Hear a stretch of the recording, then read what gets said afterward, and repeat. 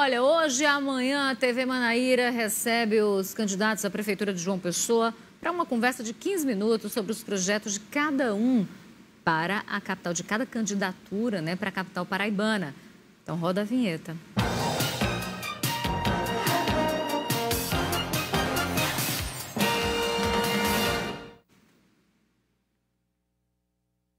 E eu converso com o candidato do MDB, Nilvan Ferreira. Nilvan, boa tarde, seja muito bem-vindo ao Primeiro Plano. Boa tarde, Rejane, boa tarde aos amigos da TV Manaíra.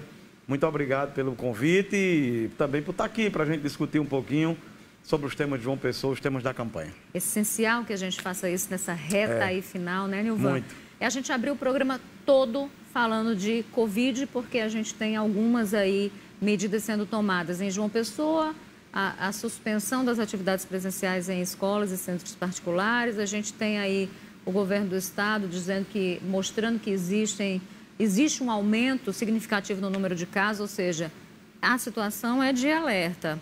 Nesse sentido, o que você pensa a respeito?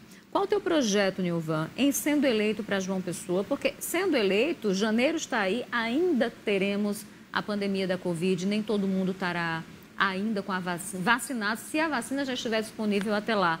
Nesse sentido, qual a tua proposta? Como manter a cidade aquecida em meio a uma pandemia? Primeira questão é que nós precisamos logo... Eu indico meu secretário de saúde, que será um secretário de saúde técnico, logo após o dia 29. Terminou o segundo turno, na primeira semana após a eleição, eu anuncio logo o nome da pessoa que vai ser o secretário de saúde, que não será um político, será um técnico, será alguém do meio, né? Será uma pessoa certa no lugar certo. Além disso, todo o corpo da Secretaria de Saúde também será técnico.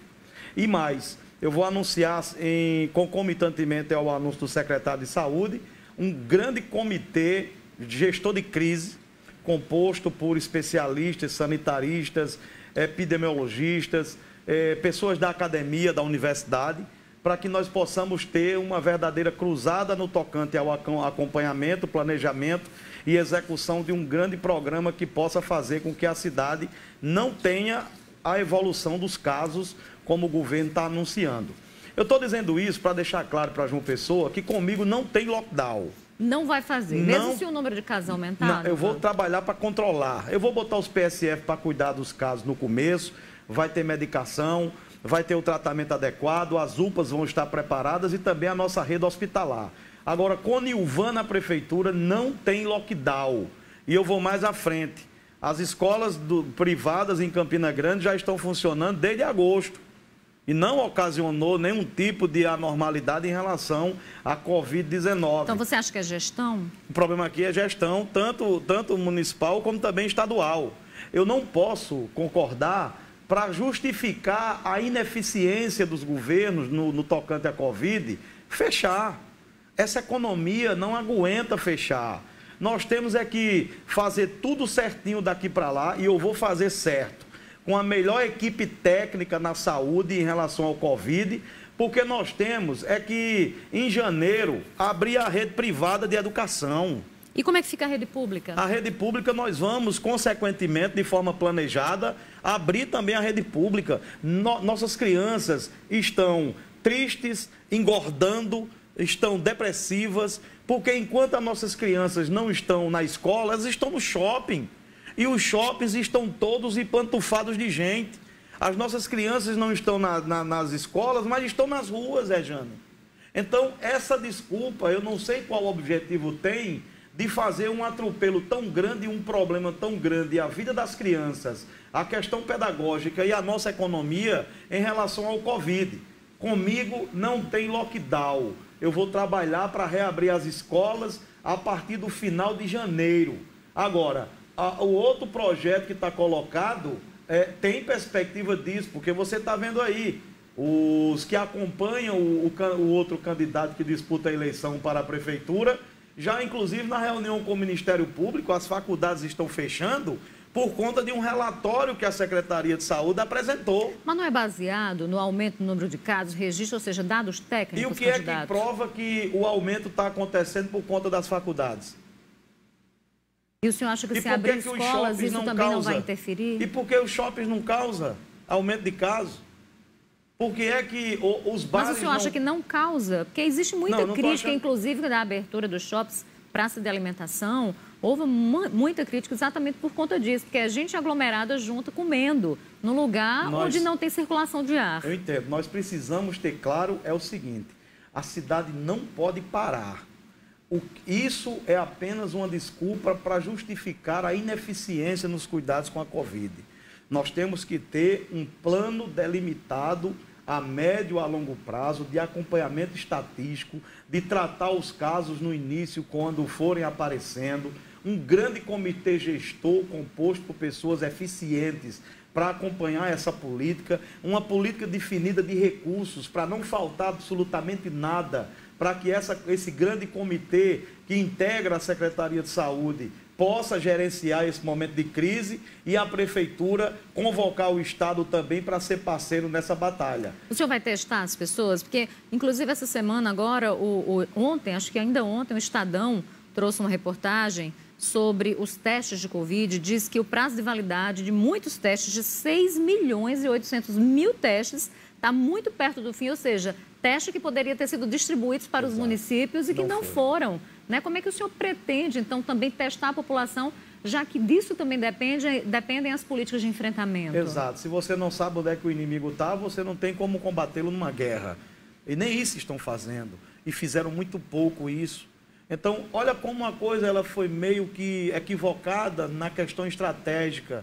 A tática e a estratégia para enfrentar o inimigo, que é o Covid, ela foi completamente equivocada, porque os gestores acharam mais fácil fechar tudo e não tomaram as providências que poderiam ter sido tomadas. Eu estou dizendo que vou fazer diferente. Gestão técnica na saúde, e só eu tenho independência para fazer isso, porque eu não negociei Secretaria de Saúde, nem nenhum outro cargo na minha gestão, e essa gestão da saúde, que eu já vou anunciar os integrantes, na próxima semana após a eleição, essa equipe vai ser a responsável para garantir a João Pessoa que nós não teremos lockdown, não vai fechar comércio, o outro não pode prometer, porque os que lhe acompanham fecharam uma vez e querem fechar de novo, mas comigo não tem fechamento de comércio, e eu vou trabalhar para que dentro de um planejamento estratégico as escolas comecem a funcionar a partir do ano que vem. Pegando carona também no que o senhor acaba de me falar, o senhor diz, olha, não tem como a gente combater o inimigo sem saber onde ele está, né? A gente precisa identificar.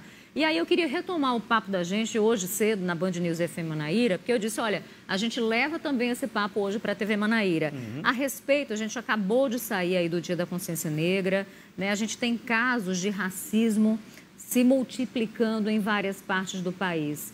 Infelizmente, aqui em João Pessoa, não faz muito tempo, uma mulher dentro do Banco do Brasil atacando a tudo e a todos, depois apresentou um laudo dizendo que sofre de problemas assim, ou seja, depois de fazer, depois de cometer um ato criminoso, dá uma de doido e acha que isso resolve. A gente tem visto isso se multiplicando no país inteiro. E aí, eu olhei seu plano de governo, li seu plano de governo e eu não vi nenhuma referência nos projetos. O senhor tem aqui 5 eixos: educação, saúde, desenvolvimento, infraestrutura, gestão e servidor público municipal. E eu não vi nenhuma referência de política ou de projetos para a população negra de João Pessoa. Por quê, candidato? Eu acho que quem mais fala com propriedade da questão negra sou eu, porque eu sou o único candidato negro nessa eleição. Eu tenho as peculiaridades de quem... para vencer na vida como eu venci. Eu sou um homem vitorioso profissionalmente, enquanto homem, enquanto ser humano, e tive que vencer, além dos obstáculos que todo mundo enfrenta, ainda também tive que conviver ao longo da minha vida, vencendo também o preconceito, que aqui e acolá a gente sabe que o preconceito está enrustido dentro de muita gente. Às vezes até quem diz que não é preconceituoso tem preconceito guardado dentro de si. E naquele momento, porque o preconceito ele é tão dinâmico que você às vezes pratica o preconceito sem saber que está praticando o preconceito. É o preconceito estrutural, que termina confundindo até as pessoas que dizem não ser preconceituosas. Essa campanha eleitoral eu sofri isso. No primeiro turno chegaram a me chamar de macaco. Esse macaco não tira 100 votos. E tudo isso vai se vindo na vida da gente para a gente ir vencendo os obstáculos do preconceito. Nesse segundo turno agora, a expressão votar em Nilvan é um passo para o escuro. Isso é atitude preconceituosa. É um salto no escuro. Um salto no escuro. Eu conheço, mais do que ninguém, como nós negros conhecemos, esse linguajar preconceituoso. E é uma cidade com quase... Uma frase que foi dita num debate com outro candidato. Exatamente. Num guia eleitoral, inclusive, chegaram a dizer isso. E fora outras questões que eu não ligo porque minha vida inteira foi de superação. Então, já que o senhor sofreu tanta coisa, o senhor mais do que... Porque a gente, eu acho que eu tenho certeza, acho que a luta antirracista precisa ser de todos nós. Exato. Né? A gente precisa também entrar nisso. Mas eu não tenho o poder de fala e o lugar de fala de quem de fato sofre isso diariamente, né? No dia a dia, mesmo que seja velado e é cruel do mesmo jeito. Mas e por que, sabendo disso, conhecendo disso, não existe aqui no seu plano de governo nenhum projeto nesse sentido? Porque eu tenho propriedade para falar sem desenvolver tese escrita no meu plano de gestão. Mas não precisa de projeto para dizer que isso aqui é um projeto de governo e eu vou executá-lo, ou seja, e executá-lo de modo eficiente? Mas o meu projeto com os negros é de vida. É de vida meu projeto com os negros. Se você procurar políticas para as mulheres, eu também não aprofundei as discussões no plano. Acho que a luta pela igualdade racial, e ninguém está pedindo porque é negro para ser tratado com mimimi, não, nem como coitado. Eu não quero ser tratado como coitadinho. Eu quero que a sociedade nos respeite enquanto ser humano. E o poder público ele tem um papel essencial na garantia de políticas públicas que possam fazer com que o negro e outras minorias, outros segmentos possam ter respeito, ter espaço, ter oportunidades. Nós vamos ter em João Pessoa um momento de vivenciar tanto da forma de campanhas institucionais em relação ao respeito ao negro de uma forma muito concreta. E eu vou ser o líder disso.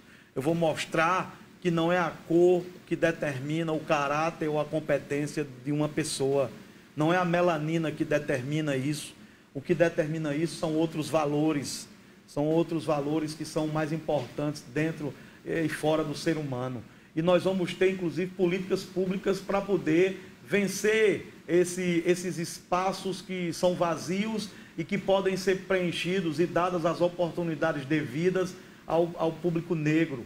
Eu vou criar o Banco da Retomada a partir do ano que vem, com o orçamento que eu vou tirar do gabinete do prefeito, e eu vou ter para o ano que vem 30 milhões de reais no Banco da Retomada para fomentar o microcrédito, e nós teremos 2 setores especiais em relação ao Banco da Retomada.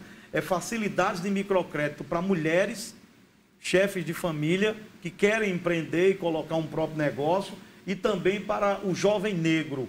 Nós vamos ter uma linha de crédito especial no Banco da Retomada, como forma de fazer com que o jovem negro possa ter uma linha de crédito específica para isso. E nós vamos ter também uma vertente importante, dentro de toda a capacitação para a economia criativa, nós vamos ter cursos que podem formar líderes, empreendedores, seja na economia criativa, na cultura, os youtubers, a juventude da periferia que está antenada com as questões tecnológicas. Então, essa questão de garantir um espaço ideal para o público negro vai ter uma importância fundamental, tanto na discussão, em políticas institucionais, como também políticas públicas de incentivo, incluindo na economia. Nós temos que incluir esse público na questão econômica. Candidato, a gente tem 1 minuto e meio, mas eu queria que a gente falasse também de locomoção, de mobilidade, né?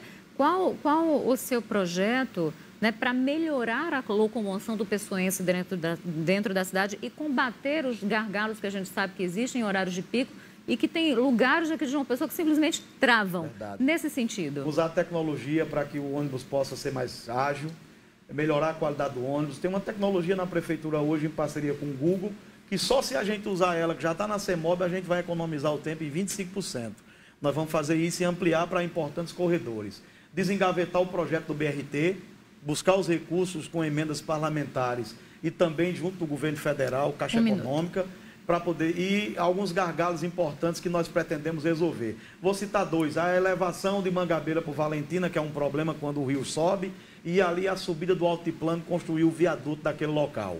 São medidas importantes associadas à construção da maior quilometragem de ciclovia, com piso adequado, com câmera e com iluminação, para que a gente possa fazer isso. E, além do mais, eu vou subsidiar o preço da passagem para diminuir a passagem a partir do ano que vem no sistema público de transporte. Tem 30 segundos. De onde o senhor vai tirar dinheiro para fazer isso? Eu vou economizar dos privilégios, eu vou economizar das mordomias, fazer uma gestão técnica. Você vai ver que eu vou economizar 150 milhões por ano na prefeitura, de um orçamento de 2 bilhões e 600 milhões de reais. Tempo acabou. Eu quero agradecer a presença do Nilvan Ferreira, o candidato à Prefeitura de João Pessoa pelo MDB. Candidato, boa sorte e obrigada pela presença em primeiro plano. Muito obrigado e dia 29, voto 15. Um abraço.